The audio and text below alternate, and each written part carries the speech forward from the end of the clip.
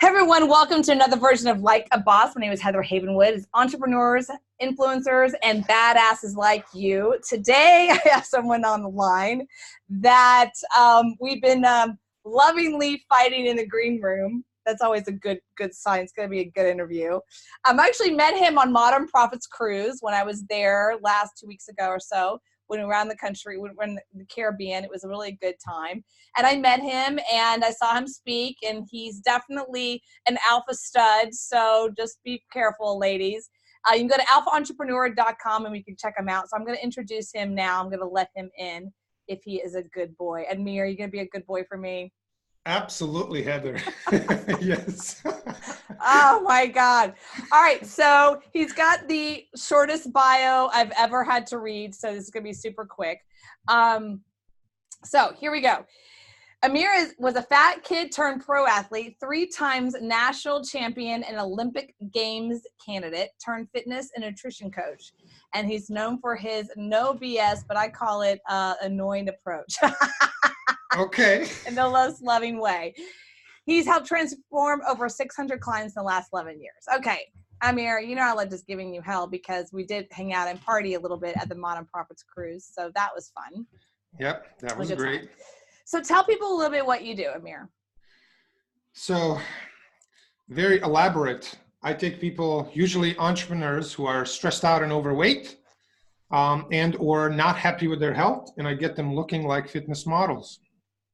Got it. So do you do actually, because it's very different when you have a coach who does actually figure and fitness and bikini, do you do that kind of training specifically? Not specifically, but absolutely, yes. It's not, what does that mean? Does you have some clients that are going that road, or? Correct. My average client would be a business owner, an entrepreneur who is not into like physique and, getting to that really, really low levels of body fat percentage, simply because that, as you and I know, takes so much time, energy, and effort, way more than a regular person is ready or willing to put in. Yeah. But I absolutely do have and enjoy, absolutely from my standpoint as a coach, that is the most fun work when I have someone who is ready to do whatever it takes to get to like stage ready, like shredded physique. That is really what makes my day, because then everything matters, like very little details of nutrition, of timing, of calorie cycling, what kind of training they do, everything matters. And that's really when me as a coach, like I really love waking up in the morning and saying, yes, let's do, this or that, like all kinds of schemes that I love to do. It's pretty great.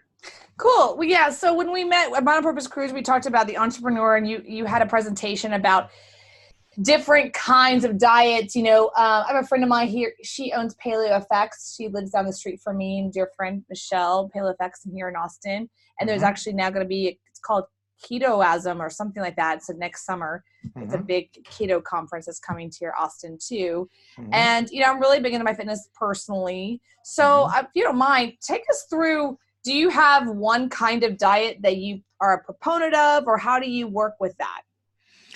Great question. I do have one diet that I'm proponent of, and that is a custom-made diet specifically tailored for each person. Okay. So, looking at it from the other angle, is there a mass diet that everyone should do? No, there isn't.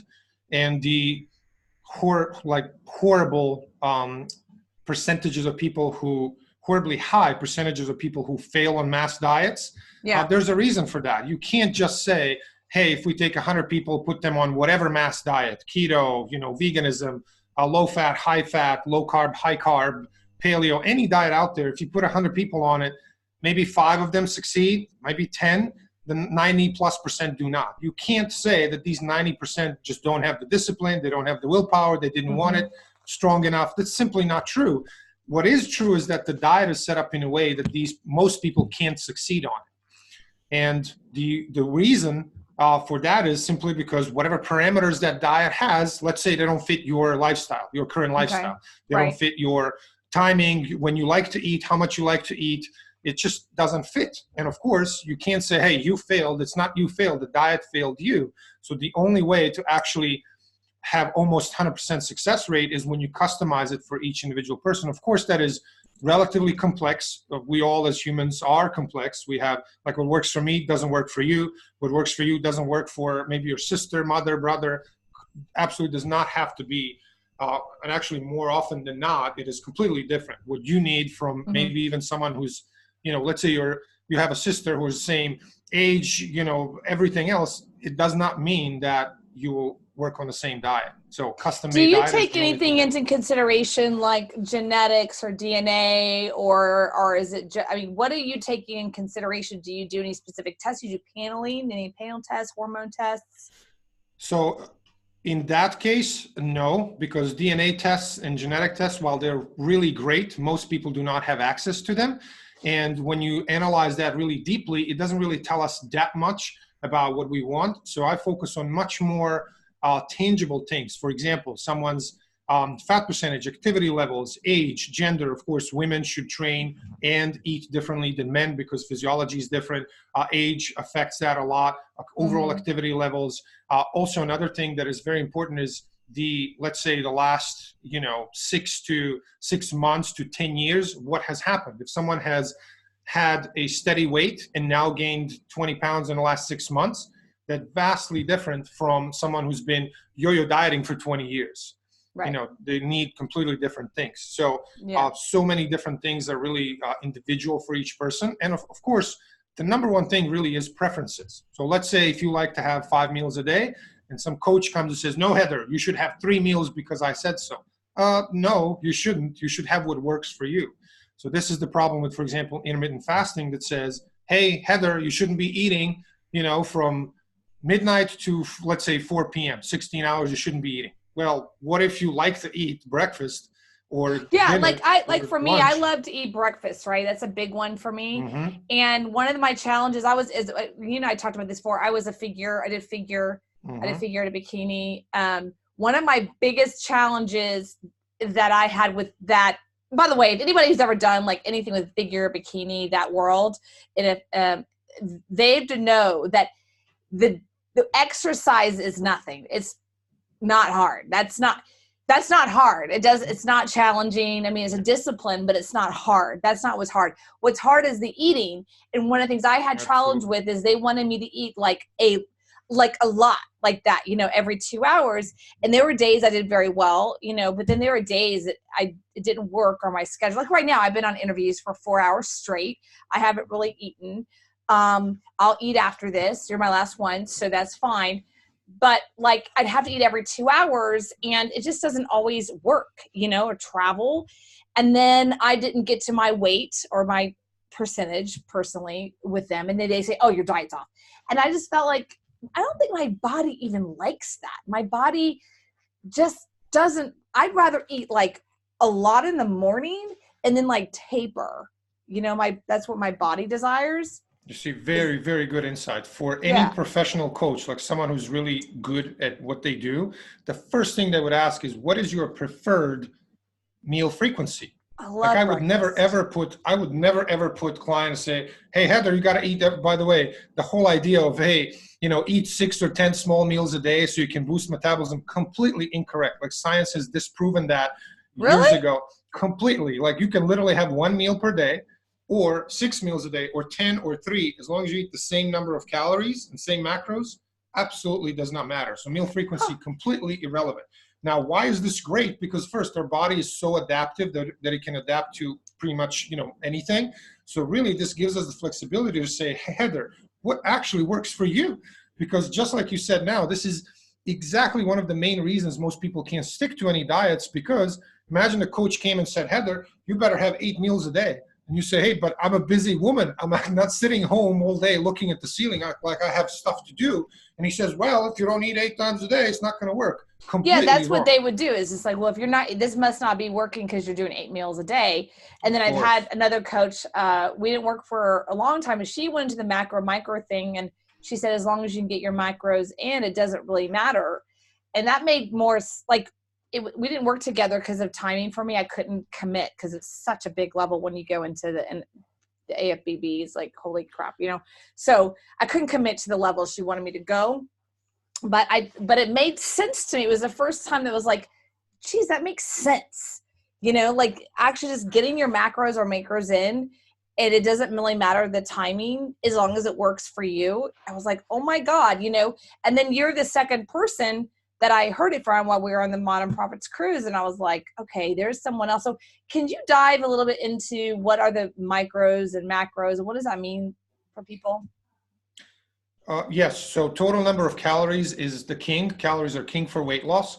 So every person out there who's trying to lose body fat, they need to be in a calorie deficit. So whatever the maintenance calorie level is, let's say, for example, 3,000 calories someone eats, that's the maintenance, which means to maintain the current body. They need to be eating less than that, fewer calories than that, in order to lose body fat effectively. Now, of course, the percentage of deficit that matters, you know, and is based on a lot of different things, usually fat percentage, activity, all this.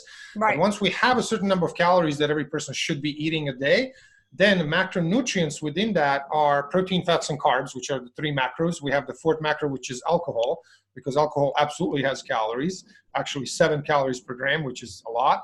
So we need to take those three. So how many grams of protein, how many of carbs, how many of fats will we distribute within those total calories? And how we distribute them matters a lot. Yeah. Okay. So basically macros, they're calories just restated in a particular way. Absolutely. That's exactly it. Okay. Basically, when you summarize all your macros together, you end up having total calories. They're the same thing. So that's why I always say, actually, one tip that I can share is I never, ever have my clients focus on calories. I always have them focus on macros, even though they are exactly the same thing. I tell them this is the same thing, but here's the reason why. It's the psychology. Psychology is 90% of this game, maybe even more. It is. Yes, and why? Here's why. What if I told you today, hey, Heather, in order to lose weight effectively, you have to eat 500 calories a day. What would you tell me? Oh my God, I would be focused. Yeah, that would be weird for me. You'd be like, oh my God, let me go kill myself. 500 calories? That's crazy low. On the other hand, if I told you, hey, Heather, let's have 100 grams of protein, 50 grams of carbs and 50 of fats. We don't have emotional connection to macros. We don't know what 100 grams of carbs or 100 grams of fats, like we don't think in those terms. Our brain doesn't think high or low. So you can totally have someone on sufficiently low calories by giving them these macros, right? And they have no clue. Like you're basically tricking them to, and the way we set up their food choices, they're never ever hungry. They're not suffering. They're never hungry. Things are great. They just see body fat coming off and they never even know how many quote unquote calories they're eating, because we are emotionally tied to number of calories. We are not emotionally tied to macros. So this is the way, one of the ways, actually one of the main ways to have someone stick to a diet long-term and really lose a lot of body fat without ever thinking, because, brain plays a lot of, tricks and games with us.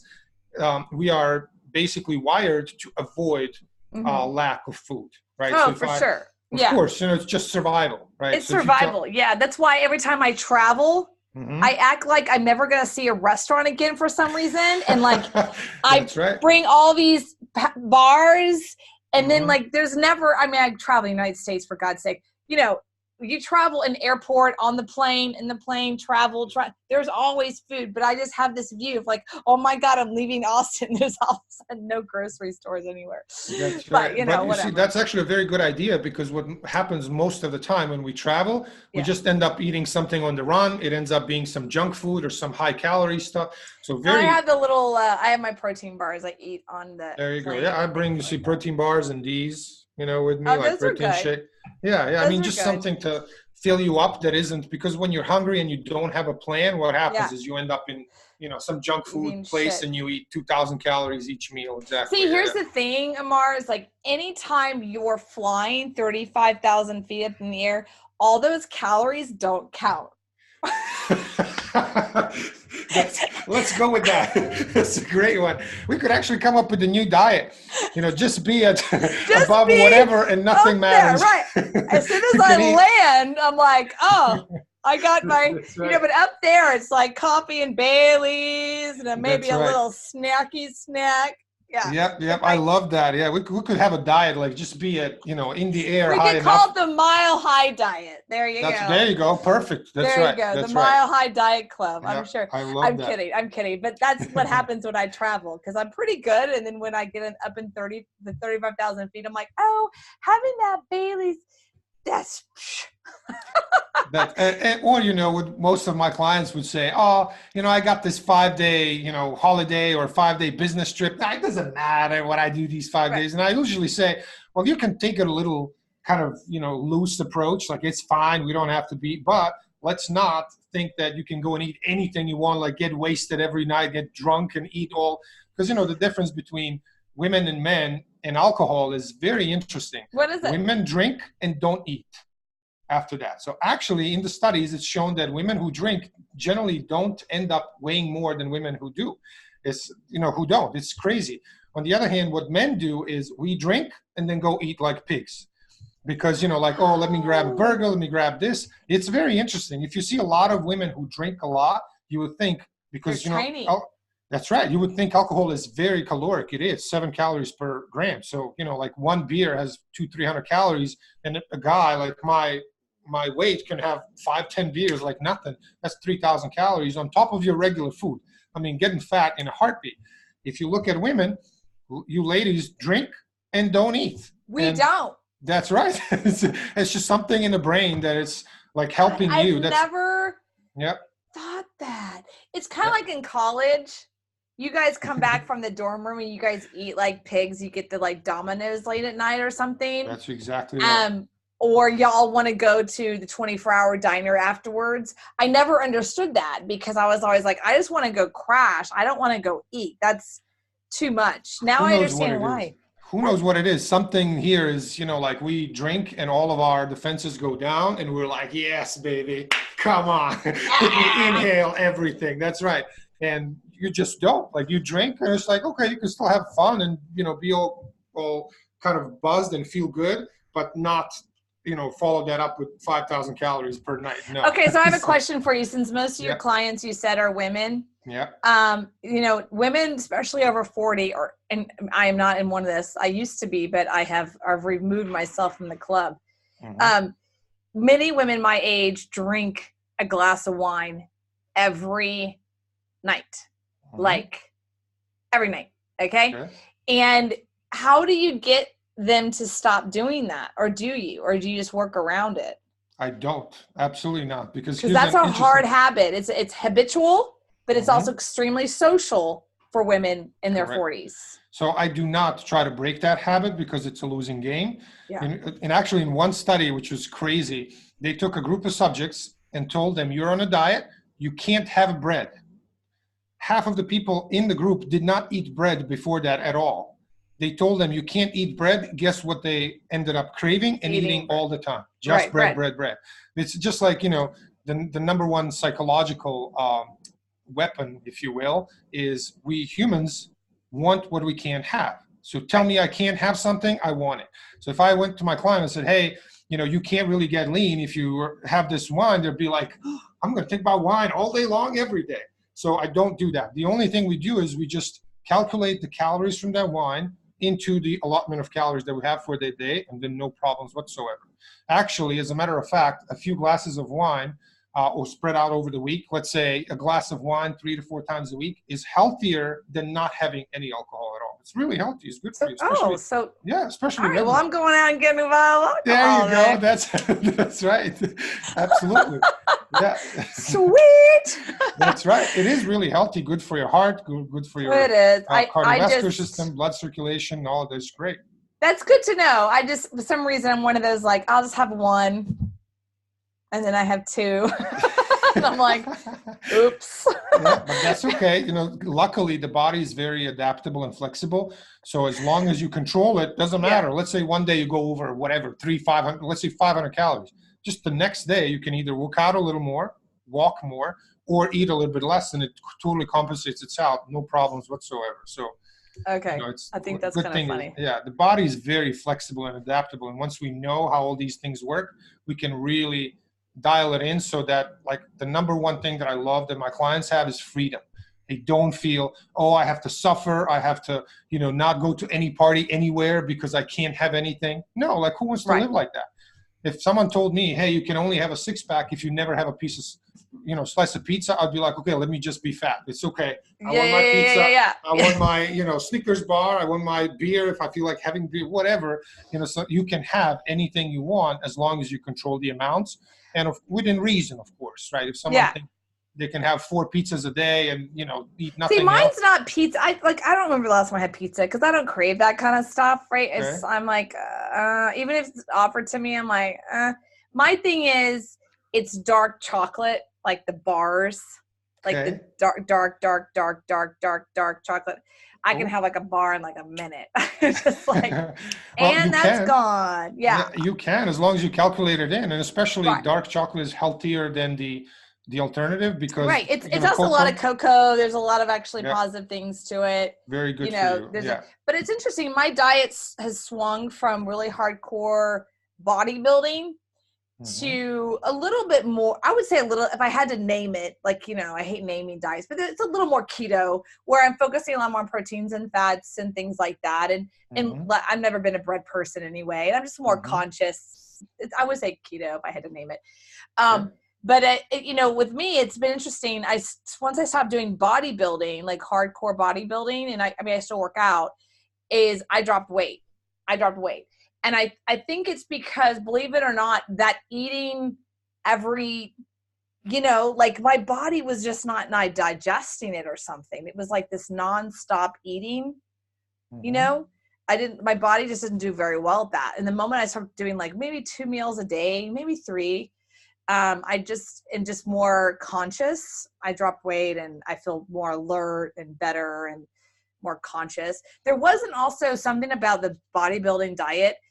It has this weird experience of like, you always have to have like this food with you all the time. You know what I mean? Like you have to like pack the food. You got it anywhere you go, you know, it's kind of this weird versus going someplace and being able to be conscious about. That's right. They totally still to this day, despite, you know, science proving it gazillion times, they still think that, oh my God, I haven't fed my muscle in 2 hours.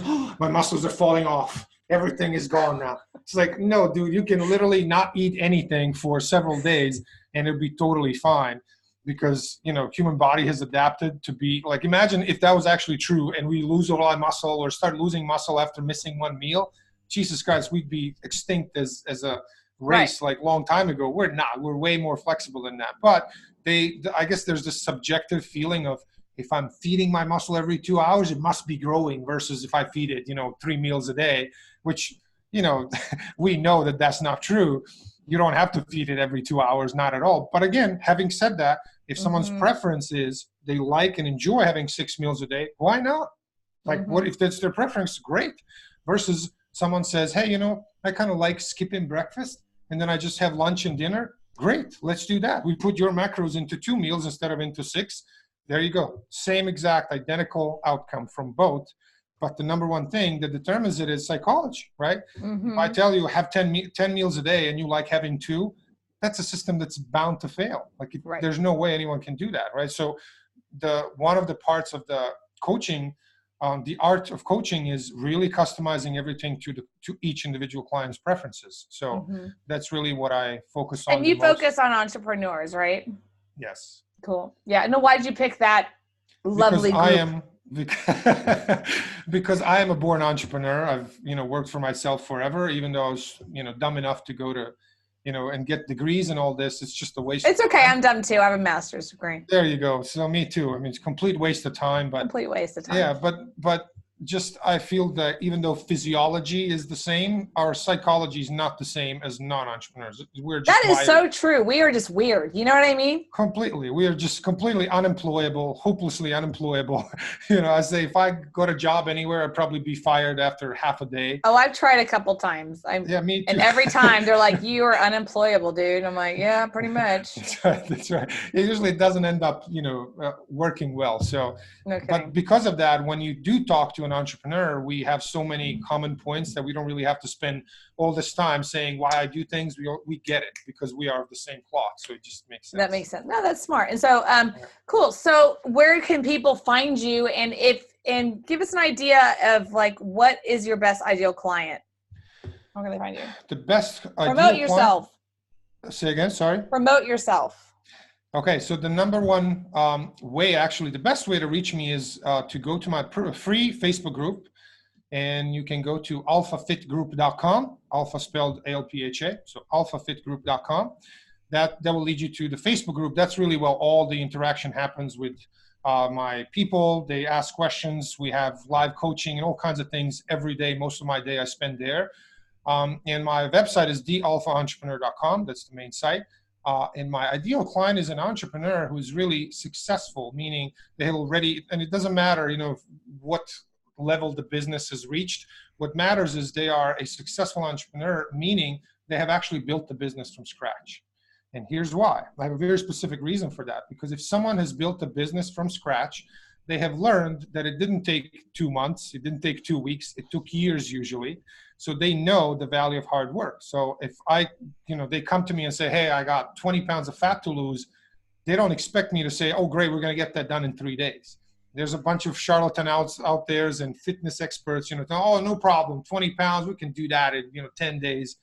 What I tell them is the truth, which is, as a man, you can lose a pound of fat per week. As a woman, probably half to 3/4 of that. So, half a pound to 1 pound of fat per week. That's how much you can lose sustainably and enjoyably. So if someone is, let's say you need to lose 10 pounds, we're looking at 10 plus weeks. So someone who's not an entrepreneur, they hear that like, oh, but this dude out there, the other dude promised me if I take this pill, I'm going to lose that in 2 days. I'm like, well, go to them. We're a mismatch, right? So successful entrepreneur who's a thinking entrepreneur who's looking long-term and not looking for a quick fix. Let me lose 10 pounds in 3 days so I can gain 20 pounds later. That's not a client for me. So. Cool. Okay, great. And then where can they find you one more time? Alphafitgroup.com is my free Facebook group. That is the best place. My official website is thealphaentrepreneur.com. And I'll speak English for you. It's thealphaentrepreneur.com. That's THE alphaentrepreneur.com. All right, Amir, you're back in my good graces. So I will, you guys are awesome. Please go check him out. He knows what he's doing. He's actually right now in the middle of training a girlfriend of mine who we met together at the Modern Profits Cruise. I'm watching her as she transforms. She actually comes from the fitness world at one point, and she had some kids, so she's transforming right now. It's cool to see that. So yeah, she's awesome. I'm excited to see how she's transforming. So all right, guys, everyone, check Amir out at thealphaentrepreneur.com. My name is Heather Havenwood. Check me out at heatherhavenwood.com, as well as Roku, iTunes, iHeart, Spotify, Pandora, and anywhere else you listen to podcasts. Bye, guys. Thank you, Heather.